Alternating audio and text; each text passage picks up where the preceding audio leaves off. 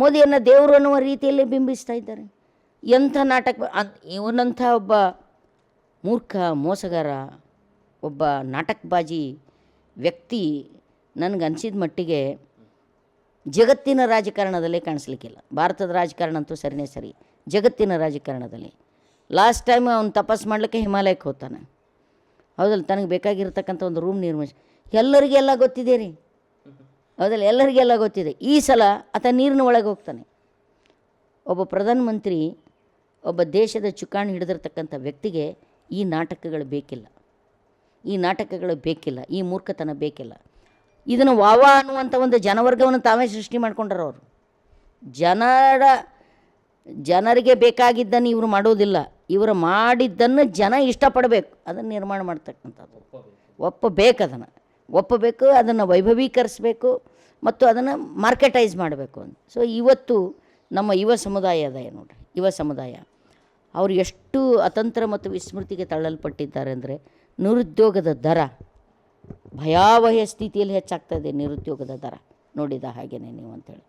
ಅಪೌಷ್ಟಿಕತೆ, ಹಿಂದೆಂದು ಕಂಡು ಕೇಳರಿಯದಷ್ಟು ಅಪೌಷ್ಟಿಕತೆ ಅಂಶ ಏನು ಕೊಡ್ತಿತ್ತಲ್ಲ, NFHS ವರದಿ ಅಂತೂ, ಹೌದಲ್ರಿ, ನ್ಯಾಷನಲ್ ಹೆಲ್ತ್ ಸರ್ವೆ ಏನು ನಮಗೆ ಕೊಡ್ತಿತ್ತು, ಆ ವರದಿ ಕೊಡುವಾಗ, ಫುಡ್ ಸರ್ವೆ ಕೊಡುವಾಗ ಸರ್ಕಾರ ನೀವು ಅಂಕಿ ಸಂಖ್ಯೆಗಳನ್ನ ಕೊಡ್ತಕ್ಕದ್ದಲ್ಲ ಅಂತಿಕೊಂಡು ಹೆದರಿಸ್ತದೆ.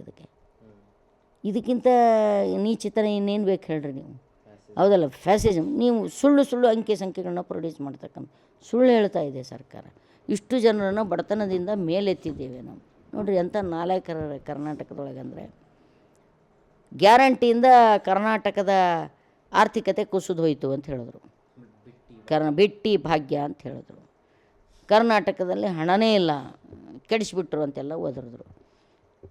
ಮೊನ್ನೆ ಆದ 5 ರಾಜ್ಯದ ಎಲೆಕ್ಷನ್ದಲ್ಲಿ ಮೋದಿ ಗ್ಯಾರಂಟಿ, ಈಗ ಅಡ್ವರ್ಟೈಸ್ಮೆಂಟ್ ಬರ್ತಾಯಿದೆ, ನೀವು ಗ್ಯಾರಂಟಿಯಿಂದ ಯಾವ ಗ್ಯಾರಂಟಿ? ಮೋದಿ ಗ್ಯಾರಂಟಿ ಅಂತ. ಯಾವುದನ್ನು ಬೈದ್ರಿ ಅದನ್ನೇ ಇವತ್ತು ಮಾರ್ಕೆಟಿಂಗ್ ಮಾಡ್ತಾಯಿದ್ರಿ. ಅಂದರೆ ಇವರಿಗೆ ತಿನ್ನುವ ಬಾಯಿಗೆ ಅದನ್ನು ಹೊರಹಾಕುವಂಥ ಇನ್ನೊಂದು ಅಂಗಕ್ಕೂ ವ್ಯತ್ಯಾಸವೇ ಇಲ್ಲ ಇವರಿಗೆ.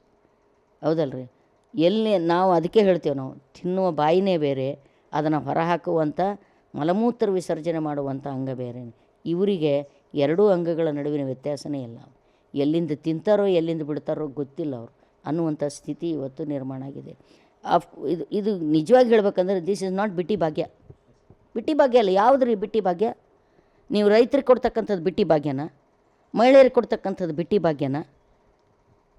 ಹೌದಾ? ಅದು ಅಕ್ಕಿ ಕೊಡ್ತಕ್ಕಂಥ ಬಡವರಿಗೆ ಅಕ್ಕಿ ಕೊಡ್ತಕ್ಕಂಥದ್ದು ಬಿಟ್ಟಿ ಭಾಗ್ಯನ? ನೀವು ರೈತರು ಬೆಳೆದಂಥ ಬೆಲೆಗೆ ಸರಿಯಾದ ಬೆಂಬಲ ಬೆಲೆ ಕೊಟ್ಟರೆ ಅವರಿಗೆ ಸಬ್ಸಿಡಿ ಅವಶ್ಯಕತೆ ಇಲ್ಲ. ನೀವು ದುಡಿಯುವಂಥ ಕಾರ್ಮಿಕರಿಗೆ ಏರುತ್ತಿರುವಂಥ ಜೀವನಾವಶ್ಯಕ ವಸ್ತುಗಳಿಗೆ ಸಮತೋಲನವಾದಂಥ ನೀವು ಸಂಬಳವನ್ನು ಕೊಡೋದಾದರೆ, ಅಥವಾ ಈ ಜೀವನಾವಶ್ಯಕ ವಸ್ತುಗಳೇನಿವೆ ಅವುಗಳನ್ನು ಏರಿಕೆ ಆಗದಂತೆ ತಡೆ ಹಿಡಿಲಿಕ್ಕೆ ನೀವು ಸಾಧ್ಯವಾದರೆ, ಸಸ್ಟೇನ್ ಆಗುವುದಾದರೆ ಅಂಥೇಳಿ, ಅವರು ಉತ್ಪಾದನೆ ಮಾಡಿರ್ತಕ್ಕಂಥ ವಸ್ತು ಅವರೇ ಖರೀದಿಸಲಿಕ್ಕೆ ಹೋದಾಗ ನೀವು ಹಚ್ಚುತ್ತಿರುವಂಥ ರೇಟ್ ಏನು ಅಂದರೆ, ಇಡೀ ಮಾರ್ಕೆಟ್ ಇರ್ತಕ್ಕಂಥದ್ದು ಸರ್ಕಾರಿ ನಿಯಂತ್ರಣದಲ್ಲಿ ಅಲ್ಲ. ಹೌದಲ್ಲ, ದೊಡ್ಡ ಬಂಡವಾಳಶಾಹಿಗಳ ನಿಯಂತ್ರಣದಲ್ಲಿದೆ. ಒಂದು ಉಳ್ಳಾಗಡ್ಡಿ ಬೆಲೆಯೂ ಕೂಡ ಸರ್ಕಾರ ಏರಿಸೋದಿಲ್ಲ, ರೈತನೂ ಏರಿಸೋದಿಲ್ಲ. ರೈತನೂ ಅಲ್ಲ ಬೆಲೆಯನ್ನು ಫಿಕ್ಸ್ ಮಾಡ್ತಕ್ಕಂಥದ್ದು, ಸರ್ಕಾರ ಇದೆ, ಸರ್ಕಾರನೂ ಅಲ್ಲ ಬೆಲೆ ಫಿಕ್ಸ್ ಮಾಡ್ತಕ್ಕಂಥದ್ದು.